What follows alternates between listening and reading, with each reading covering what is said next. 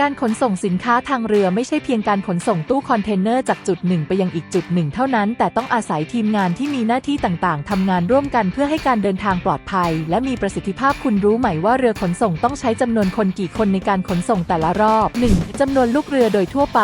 โดยเฉลี่ยแล้วเรือขนส่งสินค้าขนาดใหญ่จะมีลูกเรืออยู่ที่ประมาณ 20-30 คนต่อรอบการเดินเรือจำนวนนี้อาจแตกต่างกันไปขึ้นอยู่กับขนาดของเรือและระยะทางการเดินทางที่ต้องใช้ลูกเรือเหล่านี้ประกอบด้วยตำแหน่งหน้าที่ที่หลากหลายตั้งแต่กัปตันเรือช่างเครื่องวิศวกรไปจนถึงพนักงานฝ่ายครัวและฝ่ายซ่อมบำรุงซึ่งทุกตำแหน่งมีความสำคัญในการทำให้การเดินทางปลอดภัยและราบรื่น 2. ทีมควบคุมและนำทางกัปตันและเจ้าหน้าที่นำทางถือเป็นหัวใจหลักของทีมเดินเรือโดยกัปตันมีหน้าที่รับผิดชอบในการตัดสินใจทุกอย่างบนเรือ